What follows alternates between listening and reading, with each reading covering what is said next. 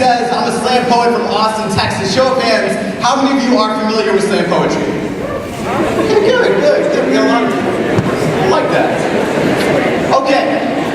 Well, for those of you who don't know, slam poetry is an interactive art form, meaning throughout this show you're going to hear some slam poems, surprise, and during those poems, if you hear something that really resonates with you, that connects with you, that hits you somewhere in this general area, you can snap.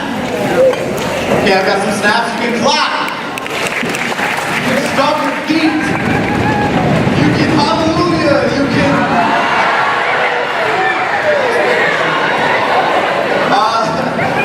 you can Rick Ross and grunts. I don't know. Whatever it is you do, when you hear something that really resonates with you, you can do it. Thank you. I love thinking the energy.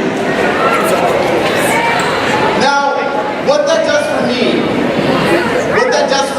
is that lets me know that you're tuned in. And the more energy I get from you, the better the show is going to be, okay? So we're going to practice. Start making some noise. Let me hear just what kind of show it is y'all want. Let me hear it.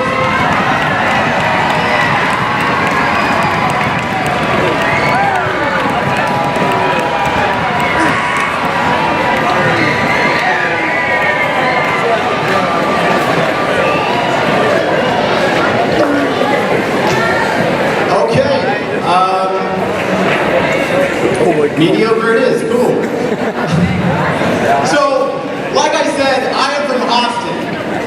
And in Austin, Texas, we have a motto which is, keep Austin weird. Now, I'm already pretty weird. I am a Jamaican and Mexican, or Jamexican, mudblood who grew up in a non-culturally diverse neighborhood in Grand Prairie, Texas. It's kind of weird.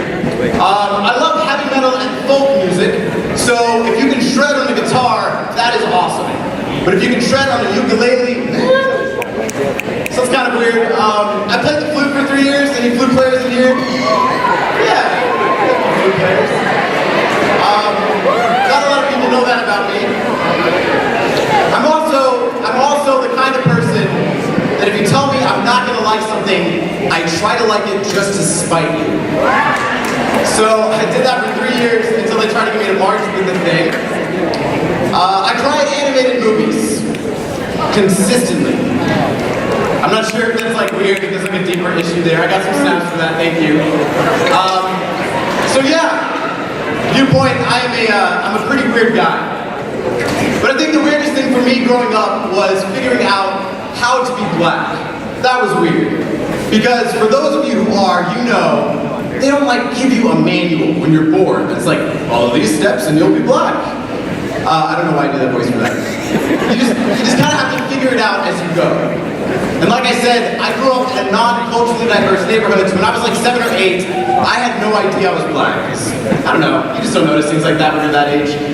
But as I got older, little things started to happen that kind of clued me in that I wasn't quite like everybody else. So my first poem is about what that experience was like for me. It's called Crayon Box.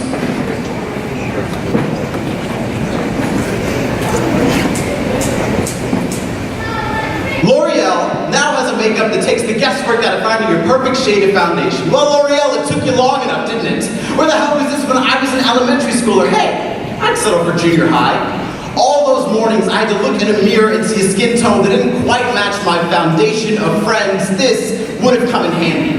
Finally, a product that lets me feel comfortable in my own skin. I mean, doctors can practically grow you another chin now, and it's been 29 years since my sojourn began. I know, I didn't wear makeup back then, but if I'd been exposed to this miracle product beforehand, imagine all the friendships I could have saved. My childhood consisted of a color palette composed mostly of a lighter pigment than my own, and an art life painting only consists of the colors of people we put in it. My painting looks a lot like a newspaper lacking content, and as the only sentence on the page, it wasn't hard to stand out, so I tried to blend in. Tried not to attract attention for fear of being mentioned. I changed the way that I dressed to seem less confrontational, changed the way I spoke to seem more agreeable, changed the way I breathed so as not to be too audible, but I couldn't change my flesh, no matter how bad I wanted to, and I began to notice Notice that I was always the black friend my friend's parents were referring to. Notice that it wasn't necessarily me girls didn't find attractive, but the skin I was dressed in. Notice that being mixed and being black weighs just as heavily on the suburban scale of normality, and I'll admit, it took me a long time to realize what they meant when they asked me, "What are you?" As if my overall classification of human being wasn't quite registering on their one of us radar, and I was lucky, because I had friends who didn't seem to notice me struggling to be like them, but the environment I was in never let me forget that I was the exception, not the rule. What if, as children, we're forced to grow up in a school as colorful as our crayon boxes? Imagine how beautiful the stories we painted together would be if we began to see unique and beauty as synonyms and not commodities we can exploit to sell stories with the sentences, "She's pretty" for an Indian girl, or "He's smart" for a Mexican, or "He's tall" for an Asian guy could exist without a qualifier attached to them. "She's pretty," "He's smart," "He's just really tall," period. Color only matters to people who are afraid that one day theirs might not. And I've been afraid most of my life of offending those people with my existence, but I'm developing resistance. A new set of eyes sees beauty and the abnormalities. I'm writing stories to tell of colors first cameras couldn't quite capture. Full of characters so diverse in complexion, you'd have a hard time finding similarities in anything but our laughter. So I'm sorry, L'Oreal. You're a little too late. See, I no longer need a cream in a bottle to help me blend in. I'm a little too busy trying to stand out. Thank you.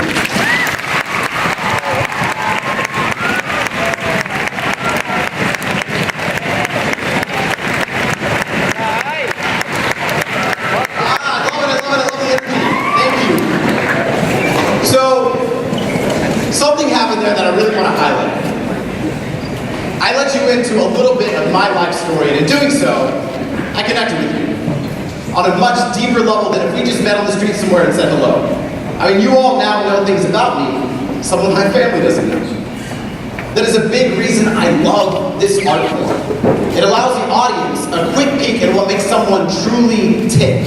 And based on your reactions, I get to see that some of the hard things that I've been through, some of the circumstances that I've had to overcome, resonate with some of you as well.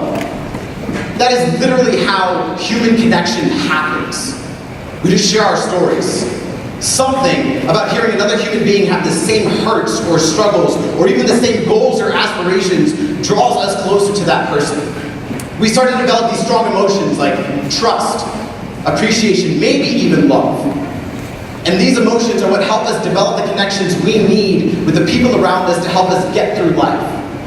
Now, throughout the show, we're kind of going to go on a roller coaster of emotions. And I encourage you to go on that ride with me, because these emotions are what you're going to want to identify and recreate in your everyday experiences so that you can develop the connections you need to get through life. We live at a really interesting time where we have the technology to be able to communicate with people from all over the world instantly. Google recently announced these headphones that translate language in real time. That's amazing. I've always wanted to go to Japan because I'm a huge anime fan. Another weird fact about me. This is your chance, anime fans. Give it one shot. And pretty soon, I'm going to be able to go to Japan, talk just like I'm talking right now, and have it be understood in the native tongue. That is amazing.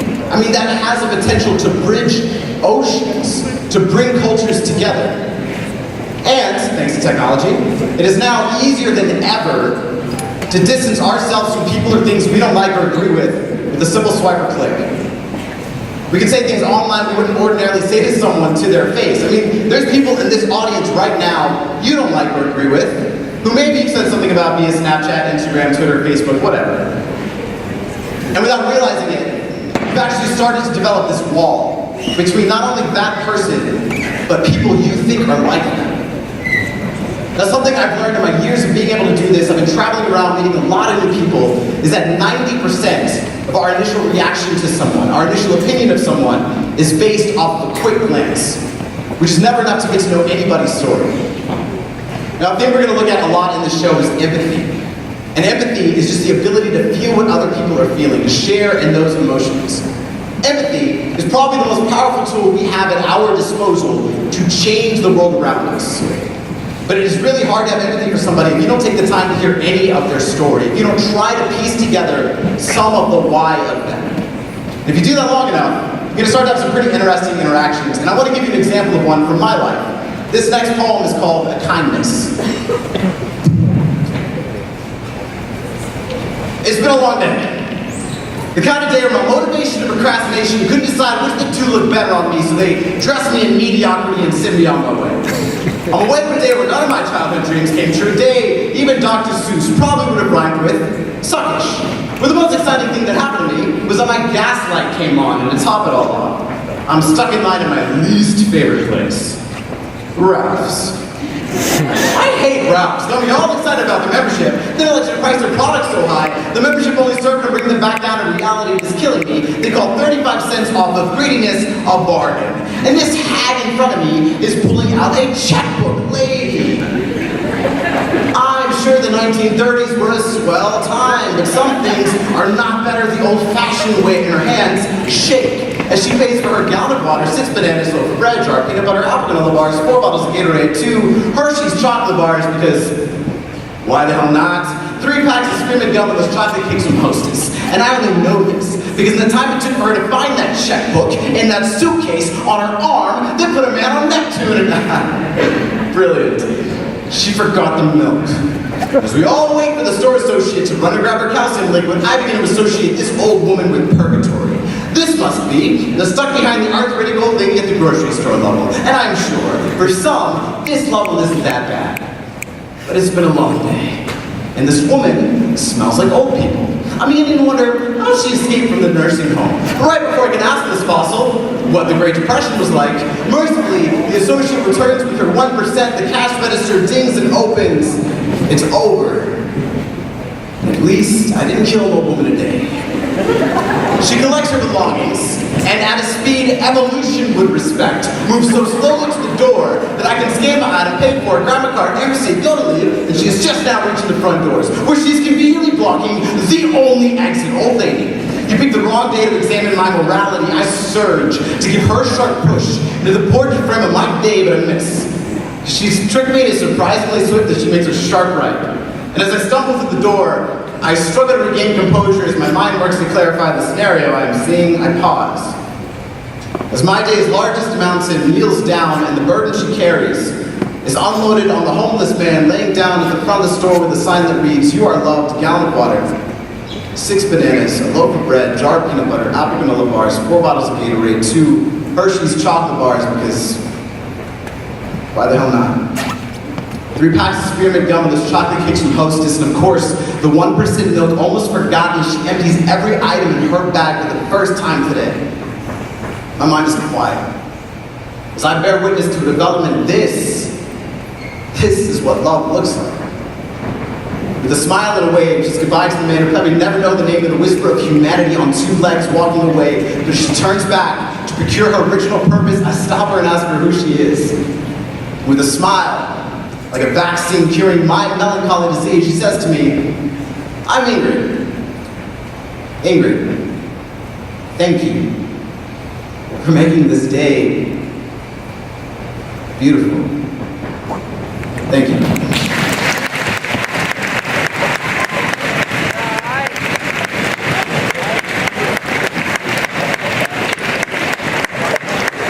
Thank you.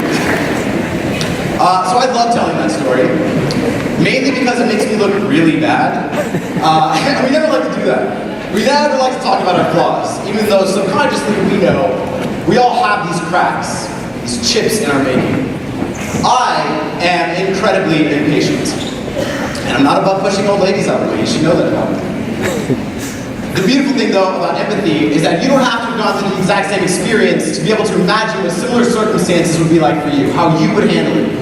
That's why I can share that story with you, and you can imagine being in a hurry, or being anxious, or the shock you might feel after learning something new about someone that forces you to completely change the way that you see them. And that can happen after learning just a little bit about somebody's story. You know, something I love is the Zulu word for hello, which is sawubona. And that word translates to, "I see you." I love that. I think we should always use that. I see you. Because when we boil it down, that is basically all we desire as human beings. To be seen, to be acknowledged, to exist. And I know for me, that is something I struggle with a lot in my life. And maybe for you that seems like a really small thing, to be acknowledged. But over time, if you don't have that, you start to develop these feelings of emptiness, of disregard, of neglect. And what you're really battling with there is a lack of empathy. And if that keeps happening to you, the results could be disastrous. Now, this becomes really apparent when we talk about things like mental health, or the state of our minds. There's been a really amazing shift in our culture recently, and we're now bringing things like depression, anxiety, bipolar disorder, PTSD into light in a way that's never been done before. Have any of you seen that show on Netflix, 13 Reasons Why? I've seen the first or second season? A couple of you?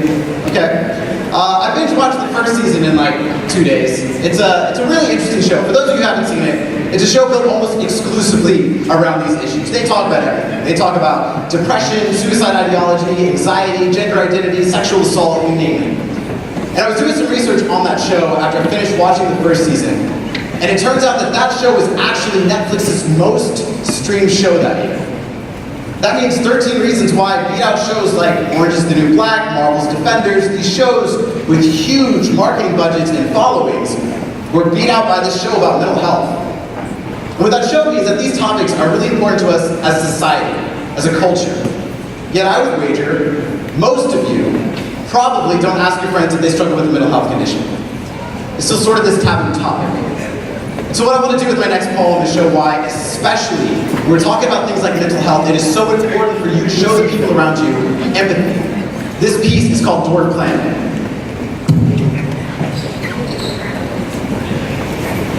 Depression isn't a real mental illness in the same way that Pluto isn't a real planet. The same way that global warming is a string of environmental coincidence. The same way that undiagnosed diabetes isn't that dangerous. It's funny. But our concept of science never really expanded much after we were 10. If you can't see it, then it must be the government trying to steal your money again, at least until the bullet registers a 7 on your family's disaster scale, or your friends discover that you traded in your striped tie for a tight noose. I wonder, how come we haven't developed hazard signs for people yet? Too often, we fail to realize the effects a light storm can have on flood-prone lands. That depression accounts for nearly 2/3 of the over 40,000 suicides in the U.S. That the amount of patients with clinical depression increases 20% every year. That statistically speaking, there are at least 90 people in this room who view living another day as both an accomplishment and the problem. Yet we still treat depression like a mathematical equation with a simple solution, or prescribed cliche sentences like, just get a hobby, have some coffee, are you exercising? Just take a pill already. The depression is just us not coping with being or trying hard enough, when really, the rock that's furthest from the sun's gravity is the one trying the hardest just to keep moving. Pluto is now considered a dwarf planet. A dwarf planet orbits the sun just like other planets. It's just not as vocal about it. It just takes longer. Has a harder time clearing things out of the way. Has a hard time seeing the sun because the other illnesses keep covering it up. It's known for being desolate, reclusive, hard to reach, for being on the brink of a nervous system. Too temperament cold to feel any kind of warmth. From casual eclipses, it's known for being all this, while being the largest unknown entity in our galaxy. Short of a black hole. Short of it being too late to do anything about, short of you spiraling further into yourself so deep, you start to wonder if the Big Bang can start you over again. In 1937, the German passenger airship LZ-129 Hindenburg famously erupted into flames after a single spark ignited.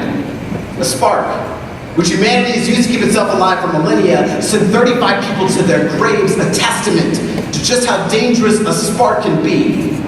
And how often we ignore basic chemistry. When you struggle with depression, everything is a potential Hindenburg, is a potential black hole. The smallest overcorrection could spark disaster, can send you spiraling faster to the ground, could ignite the oxygen you intended for breathing, for surviving, and use it against you. People think depression is just being really sad. But what their telescopes can't see is that that's just the beginnings of a gravity that grows stronger every year, and we're too concerned with mapping the next trendy planet to notice the small ones slipping further and further away, and one day, You may wake up to realize that even the smallest planet can leave a crater so large, you wonder how you never saw it coming. Thank you.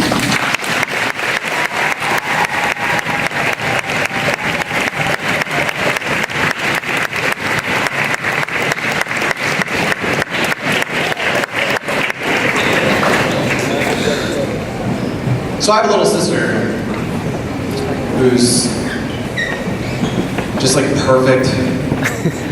Like everything I ever did in my life, she did better.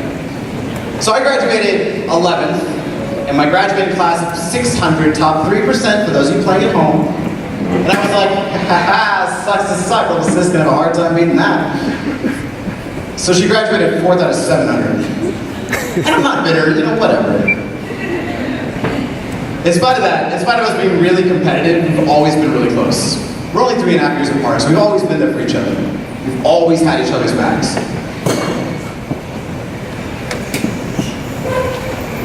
So when I got the call that she was in the hospital for an overdose,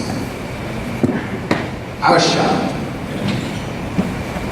We were close, we could talk about anything. But apparently, that didn't include feeling depressed or being suicidal, and I nearly lost her because of that. There's this trope we throw around that the people who seem to have it all together are usually the ones who need help the most. Well, that was true for my little sister. That was true for me. 1 in 5 Americans struggle with a mental health condition. I do. My little sister does. Statistically speaking, at least 90 of you do as well. And a big part of fixing the stigmas we have around this topic is talking about it more, yeah, but beyond that, it's recognizing what tools we have that can help. And that thanks to things like empathy, we don't have to be struggling with the same conditions to be able to share in some of that pain with someone, to be able to take it seriously. Because if you don't take it seriously, you may not get another chance to. Showing someone empathy could literally save their life. Now, I know what some of you are thinking, because you're sort of wired a certain way, and I kind of am too. You're sitting there thinking like, cool, that's nice, I get it, but like, what's in it for me though? So, here's what's in it for you. Empathy fosters pleasurable feelings. It actually feels good for you when you show empathy to another person. What is your name? Tristan? Grayson. Grayson? SC, good to meet you. Grayson, have you ever had a bad day? Shocking.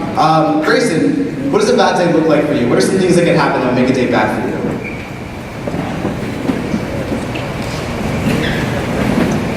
In front of you, maybe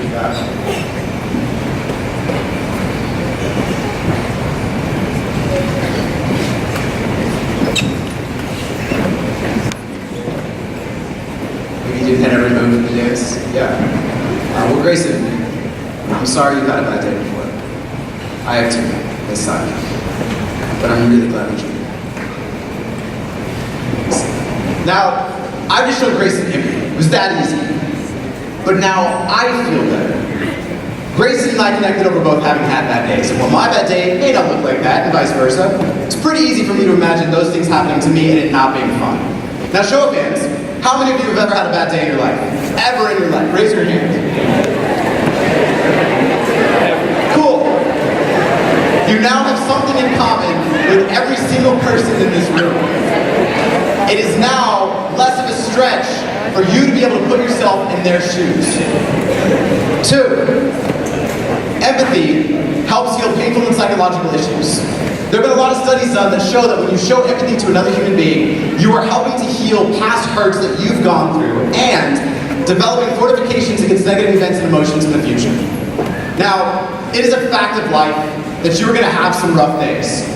Maybe, right now, that looks like posting an Instagram photo and not getting the likes you deserve. Or not getting into the college you want to go to. But I can assure you, as you get older, the rough days tend to linger. They become rough weeks, rough months, sometimes rough years. And you're going to need a way to combat that. And it's been shown that when you show empathy to other human beings, you are building up your defenses. Now, this doesn't mean that you don't have bad days. What it means is that you're more equipped to handle them. 3, empathy is the active ingredient in conflict resolution. Now, show of hands, how many of you believe we live in a conflict-free world? Okay, good. I don't have to do that poem. Cool. So we all agree that there's some conflict out there. Then by that logic, it would stand to reason that we could all benefit from conflict resolution skills. And empathy is one of the best ones. You are a more valuable negotiator and team member if you can be empathetic, which also, fun fact, when you're looking for jobs, makes you more employable. And this, again, I think is something a lot of us kind of practice subconsciously. Anytime you and your friends can decide what movie to go watch or what food to go eat, usually one friend will step in and find the compromise. Let's say, I really want Chinese food, but Grayson really wants Pizza Hut, which doesn't make sense because clearly Domino's is the better pizza, but whatever. Neither one of us are willing to budge. Oh, no, this is not the way that happens. What is your name? Zoe. Zoe recognizes that I want Chinese, recognizes that Grayson wants pizza, suggests we go to Golden Corral, which has both. Now, I don't have to send passive-aggressive pizza emojis to Grayson later. That's nice.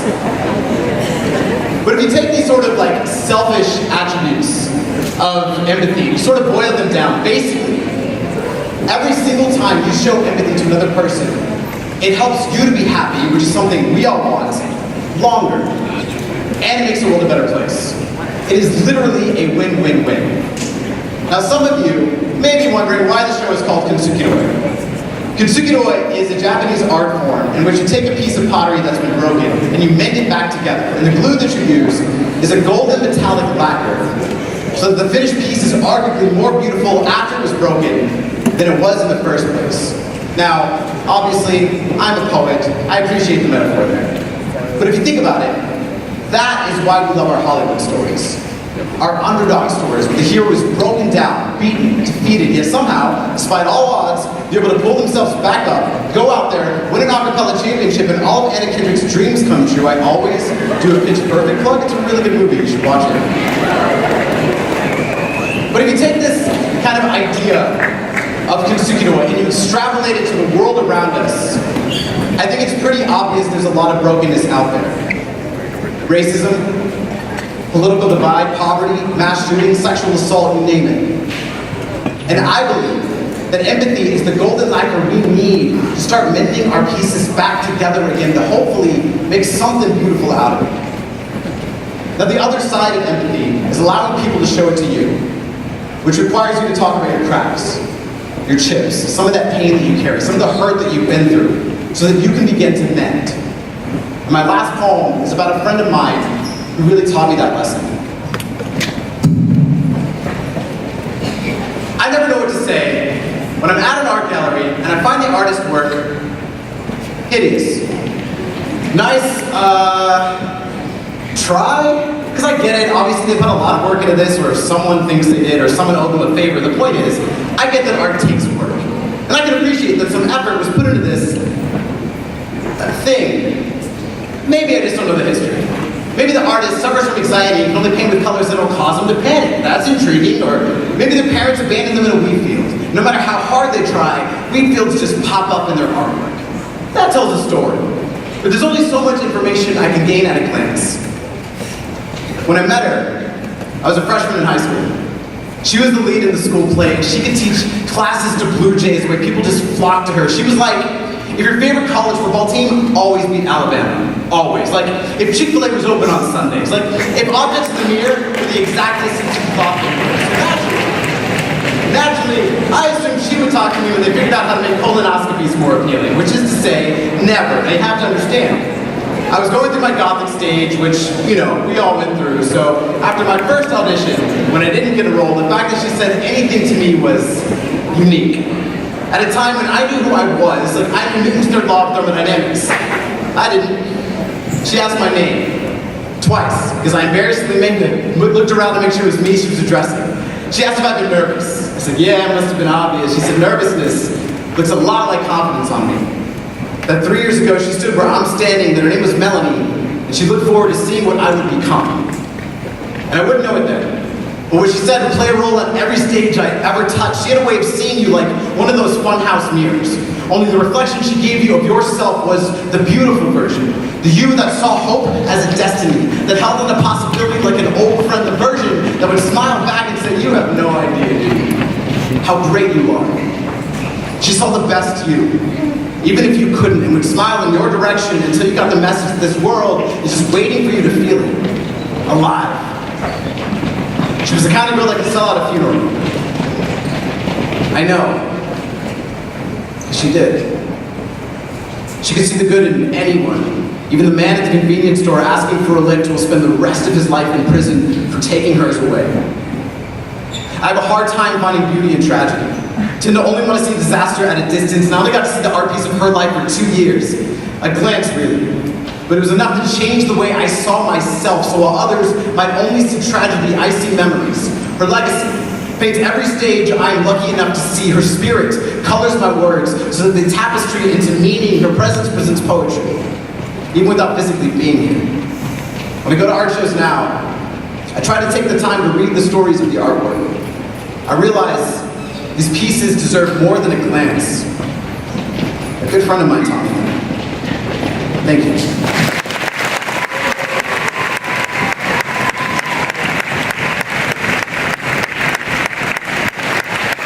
So you've heard a lot of my story today, and something I really want to emphasize is that I wouldn't be here right now if it weren't for people in my life practicing empathy. If it weren't for people like Melanie who pulled me aside and helped me feel seen.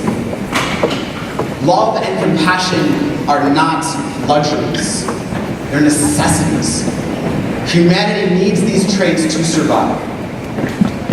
The Dalai Lama said that. I didn't say that, so don't quote me on that one. My ask you though is this. Practice showing one another empathy. And you can do that in 3 really simple ways. 1, pay attention. You're going to interact with a lot of people in your time here. And a lot of times when you ask people how they're doing, they're going to tell you they're fine. They're okay, they're good, but sometimes you can tell that they're not. And especially for the people in your life that you care about, it is so important to get past that first barrier. And a good way that I found to do that is to ask twice. First, it shows you genuinely want to know the answer to that question. And second, it forces them to rewrite that script they have in their head that keeps us having these surface level conversations and actually talk about what's going on in our lives. 2, be willing to let other people show empathy to you by telling your story. By talking about your chips, your cracks, some of the things that you've been through, some of the hopes that you have for your future, so that you can develop the connections you need to get through life. And 3, appreciate the differences. How life comes at you and how you handle it is going to look different for every single person in this room. It's part of what makes life interesting. And it is so important to recognize that your life experience is not the only life experience. And even if the person across from you couldn't seem more different, I promise you have something in common with them. Like we saw earlier, we've all had bad days. We've all had good days. We've all been hurt. We've all missed someone. We've all laughed at cats that can't get out of boxes. We're not